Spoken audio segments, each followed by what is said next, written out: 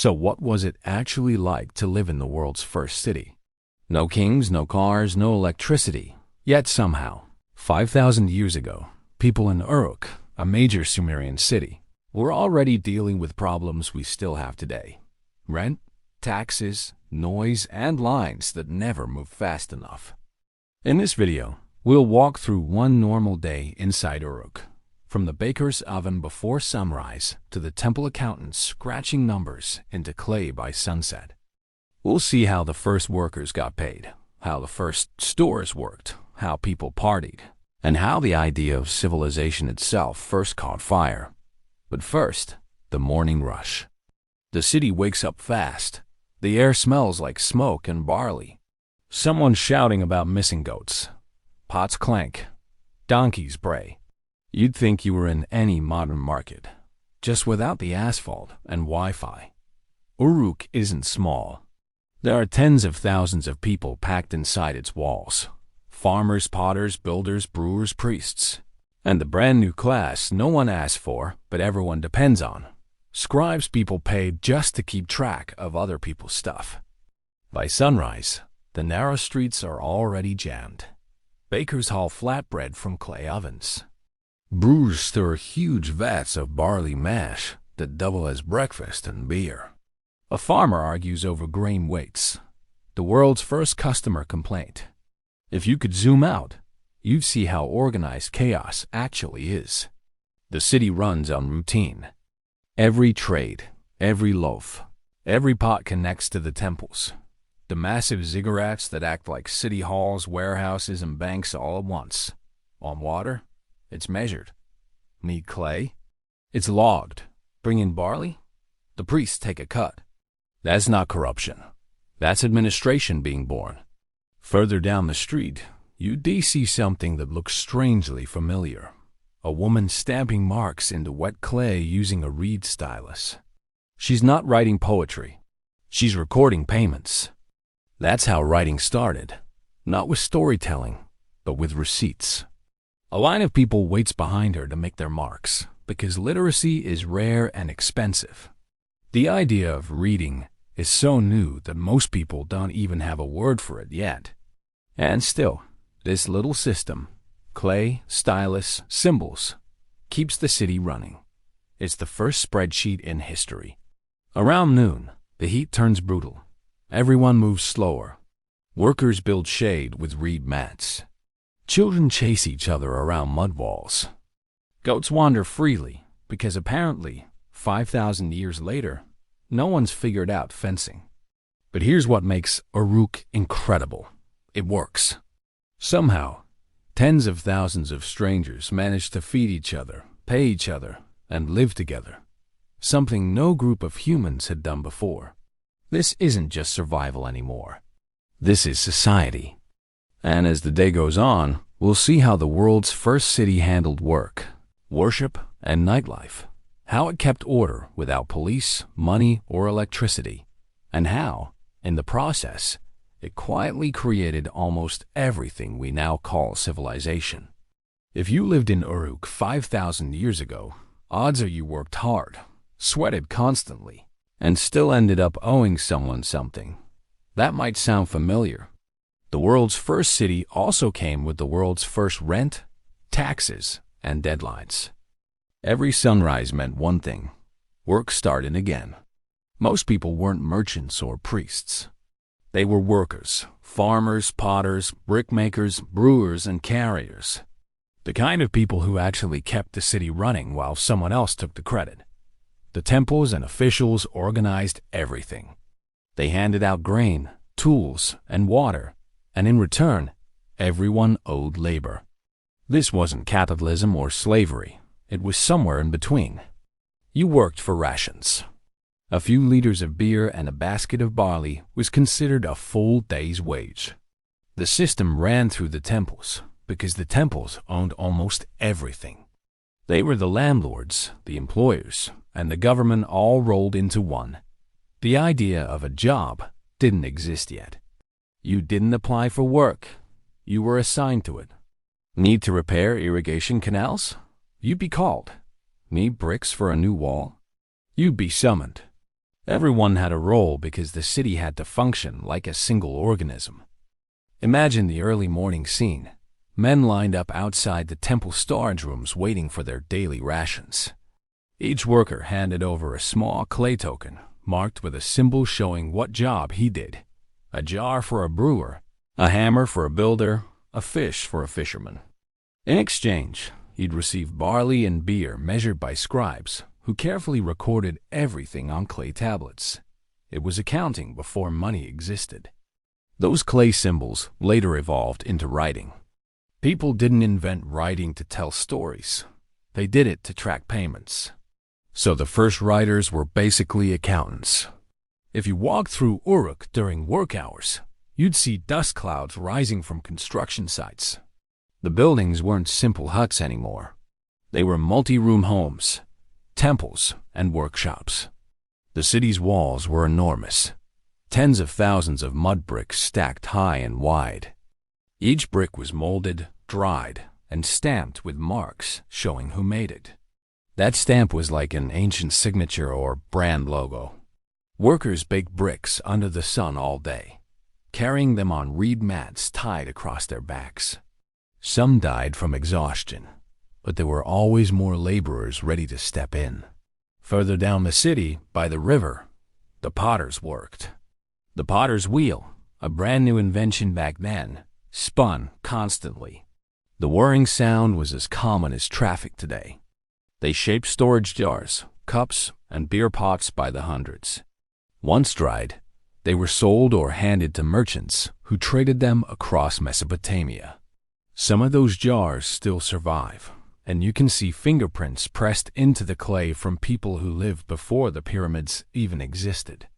Next to them, the brewers boiled barley mash in thick, bubbling vats. Beer wasn't a luxury drink. It was food.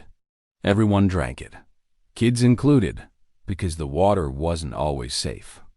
The average worker's diet was mostly bread, dates, and beer. It kept them alive, and it kept them working. You could measure a good week by how thick the barley beer was. In the markets, things were loud and chaotic. People traded goats, wool, salt, and copper tools. No coins existed, so trades were balanced by value. A sack of barley for a jar of oil, 2 baskets of dates for a jug of beer. If you owed someone, it got written down in clay. If you didn't pay, the temple could seize your grain or even your house. That might sound harsh, but it kept the city stable. Uruk was full of specialists. There were weavers who produced linen so fine it was traded as far as Egypt. Metal workers made bronze tools, though copper was still more common. There were barbers, midwives, fishermen, and even professional mourners who got paid to cry at funerals. Every skill had a place. The first middle class was forming, built around trade and craft instead of farming. But no one had more control than the scribes. They were the people who understood symbols, the ones who could read and write cuneiform on clay. It took years of training, and it made them powerful. They tracked every transaction, every tax, every shipment of grain. If your name wasn't on a tablet, it was like you didn't exist. Scribes weren't priests, but they worked for them. Together, they kept the entire system running, the world's first bureaucracy. Meanwhile, farmers outside the city walls worked the fields. They grew barley and wheat in soil fed by the Euphrates River. The irrigation canals stretched for miles, built and maintained by endless human labor. The farmers' schedules weren't their own. They followed the river's rhythm. When floods came, they built dikes and channels. When water was scarce, they waited for temple orders to release it. Every grain of barley that entered Uruk was counted, taxed, and redistributed. The idea of free time didn't really exist. Still, not everything was rigid. There were moments of life. Music, laughter, small comforts. Workers sang while hauling clay. Children played with clay figurines shaped like animals. People shared meals at sunset. Even in the first city on Earth, humans found ways to make routine bearable. By midday, Uruk was loud and hot. The sun burned off the morning haze, and everything shimmered. The walls, the rooftops, even the river beyond the city gates. The streets filled with dust and shouts. A group of traders argued over the price of sheep hides. A priest scolded laborers for spilling grain near the temple steps. A scribe, half asleep, tried to record the chaos while his tablet dried too fast in the heat. Somewhere near the center of the city, a young man pressed a series of symbols into clay. It was a receipt for barley delivered to a brewer. The symbols were simple, wedges, lines, curves, but they meant something specific. That tablet would be stored in the temple archives with hundreds of others, creating a permanent record of who owed what. Without realizing it, he had just written part of humanity's first database. And if you think bureaucracy is boring now, imagine it back then. A room full of scribes arguing over whose clay tablet cracked first. But this system worked. It allowed Uruk to function without chaos. It kept trade flowing, workers fed, and temples supplied. As the afternoon dragged on, the workers began returning from the fields, covered in sweat and dust. They gathered near the storage halls for rations. Clay bowls were filled with thick beer and handfuls of barley porridge. People sat on the ground talking, complaining, laughing. Someone told a joke about the temple officials. Quietly, of course, because those were the same people who decided how much grain you got tomorrow. The city ran on order and fear in equal measure.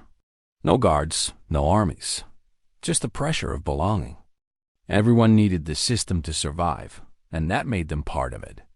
When the sun started to drop, the ziggurat cast a long shadow over the streets. The priests lit oil lamps along the temple stairways. Smoke from cooking fires rose above the rooftops. For a moment, Uruk almost looked peaceful.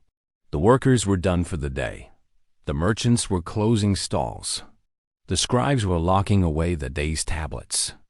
If you stood at the city's edge and looked back, you'd see a skyline of mud and sunlight, a world completely new and already familiar. You'd see humanity's first real attempt at structure, community, and control. Tomorrow, they'd do it all again. More tablets, more taxes, more work.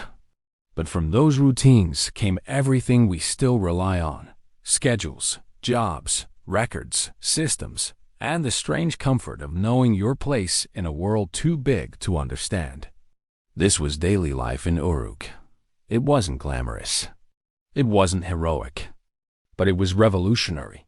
And next, we'll all see what happened after the work ended. How the people of the first city relaxed, celebrated, and found meaning in a world where survival finally gave them enough time to think about something more. When the work was finally done, the first city on Earth didn't go quiet. It changed rhythm. The air cooled, shadows stretched across the walls, and the noise of trade slowly faded into laughter, singing, and the smell of food. Uruk after dark was alive in its own way. Not just tired, but social. People didn't have much, but they knew how to use the little time they had before sunrise came again. Evening was when the city breathed. Workers returned from the fields, faces covered in dust, carrying what was left of their barley rations. Some traded extra grain for fish or dates in the small stalls that stayed open late. Others just sat on the steps of their houses, eating in silence while the streets filled with chatter. Families shared flatbread baked earlier in the day, dipped in oil or honey if they could afford it. Every home had the same flicker of orange light, oil lamps burning with sesame oil or animal fat, their smoke curling into the dark. From the rooftops, you could see hundreds of them glowing at once, like stars scattered across the ground. People didn't have chairs or tables, not really. Meals were eaten on the floor, clay bowls, woven mats, hands, and shared portions. There was no privacy in a city like this. Neighbors could hear every argument and every song. The walls were made of mud brick, thin enough that sound traveled easily. But no one seemed to mind. Noise was the sound of life. Most homes were simple, 1 or 2 rooms with a small courtyard for cooking. But some families had larger houses, and that's where small groups gathered to drink, sing, and talk. They didn't have music like we do, but they had rhythm. Clay drums, wooden flutes, small harps strung with gut, enough to fill a street with sound. And yes, they drank. A lot. Beer was more than a drink. It was part of daily life. Thick, sweet, and full of calories, it was safer than water and easier to store. People drank it through long reeds to filter out the grain. Archaeologists even found pictures of people sharing from one large jar, all sipping together through straws. It wasn't just for celebration. It was how they connected. If you wanted to find the loudest part of the city, you'd head toward the temple courtyards. They were the social hubs after dark. The temple wasn't just a place of worship. It was where people came to eat, gossip, and listen to music. Priests and workers all mixed there because even the gods liked an audience. Offerings of bread and beer were left on the altars, and what wasn't claimed by the divine was shared by the hungry. Stories filled the air. Before writing turned into literature, everything was told aloud. People gathered to hear myths about gods who argued, heroes who defied storms, and monsters who guarded rivers. Those stories would later evolve into the world's first recorded epic, the story of Gilgamesh, a king said to have ruled Uruk itself. But for now, they were just tales told to pass the night. You can imagine the scene. A group of laborers sitting in a circle, a single lamp in the middle, one man speaking while everyone else listens. The words drifting upward into the night, mixing with the hum of the city around them. It wasn't grand. It was human. And while the workers relaxed, others kept the city alive. Bakers prepared dough for the next morning. Scribes copied tablets by lamplight. Guards walked the walls, though crime was rare. Most people couldn't afford to steal anything worth taking. Donkeys brayed in their pens. The air carried the smell of smoke, beer, and warm clay. The priests, meanwhile, prepared for their own kind of night. The temples didn't sleep. Every evening, rituals were performed to thank the gods for another safe day. Incense burned, drums echoed through the courtyards, and chants rose into the sky. No one questioned it. Faith wasn't something you thought about. It was the structure of life itself. The gods were in everything. The rain, the fields, the walls, even the beer. Somewhere on the edge of the city, a few traders sat by the river, checking their cargo for the next day's trip downstream.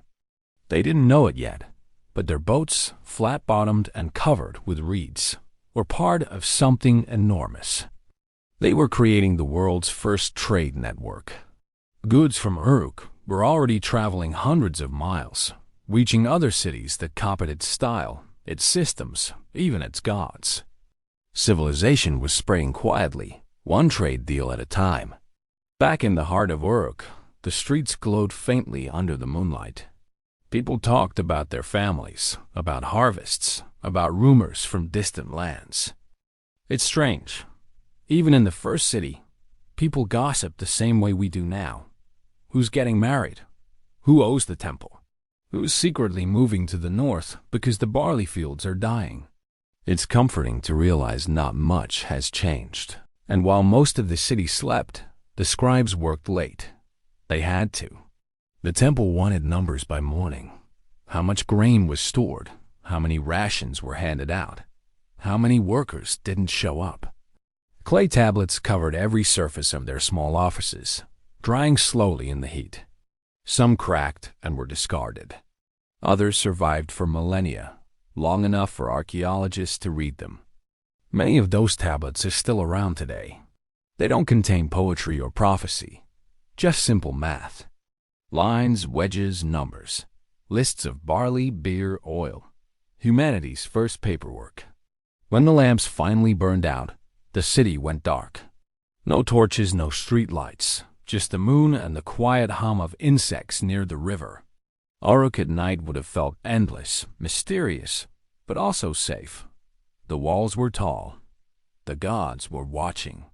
The city slept, but only in shifts. Somewhere, someone was always awake. It's easy to imagine that world as ancient and distant. But if you strip away the dates and the ruins, it feels strangely modern. People worked all day, complained about their supervisors, looked forward to food and company, and ended the night wondering what tomorrow would bring. Life in Uruk wasn't easy, but it had a rhythm. Work, rest, laughter, and belief. The same cycle we still live by, just with fewer clay tablets. Tomorrow, the sun would rise over the ziggurat again, and the city would wake up to another round of labor, trade, and noise. But for now, in the flicker of fading oil lamps and the smell of warm bread, the world's first city finally took a breath. And in that quiet, it felt almost timeless. A place where humanity first learned what it meant not just to survive, but to live together. Every city needs something to hold it together. And in Uruk, that something was the gods. They weren't distant or symbolic. They were everywhere. Every corner, every wall, every piece of bread somehow tied back to them. The people of Uruk didn't separate life from belief. Working, eating, building, even drinking, all of it was part of their religion. You didn't choose faith. You were born inside it. The city itself was built around temples. Massive ziggurats stood in the center, towering over everything else. From a distance, they looked like stairways leading straight into the clouds. At the top were shrines, small sacred rooms filled with statues, incense, and offerings. Each god had its own temple, its own priests, and its own set of rules. And those temples weren't just for prayer. They were the city's banks, food stores, offices, and meeting halls. Uruk ran because the temples ran. The main goddess of Uruk was Inanna, later known as Ishtar, the goddess of love, war, fertility, and power. Her symbol was the eight-pointed star, carved into everything from seals to pottery. People left offerings to her every day: bread, deer, oil, flowers, even perfume. Her temple was filled with gold, silver, and statues showing her with lions at her feet. She was fierce, unpredictable, and deeply human. Everything people feared and admired in one. The priests and priestesses who served Inanna were powerful. They weren't just religious figures. They were administrators, accountants, and advisors. They managed land, recorded transactions, and handled resources for the gods, which really meant for the city. When someone said, "The temple owns this," what they meant was, "The city owns this." The gods were a convenient way to keep the system running without anyone questioning it. Every day began and ended with rituals. Before the sun rose, the temple workers lit incense and chanted prayers. They believed the gods woke with the light. They washed the statues, dressed them in fresh robes, and placed food in front of them, actual meals of bread, meat, and fruit. It wasn't symbolic. They truly believed the gods needed to eat. Later, the food was shared among priests and workers because nothing went to waste. For the average person, religion wasn't complicated. You didn't have to understand theology. You just had to participate. If a child was sick, you left an offering. If your crops failed, you prayed harder. If your neighbor annoyed you, you whispered to a priest. Everything in Uruk revolved around keeping the gods happy, because unhappy gods meant floods, famine, or disease. Superstition filled the gaps that science hadn't reached yet.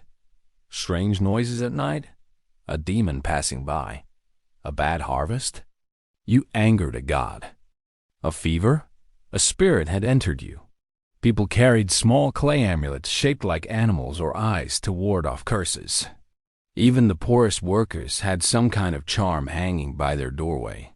The priests claimed they could read the gods' moods through signs, smoke patterns, animal organs, cracks in clay.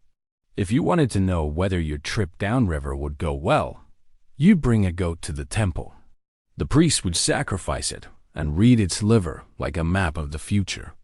It sounds bizarre now, but at the time, it was science. They were trying to understand cause and effect, just in the only language they had.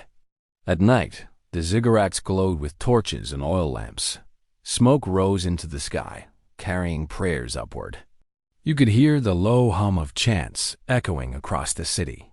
To the people below, it must have felt like the gods were truly alive, walking among them.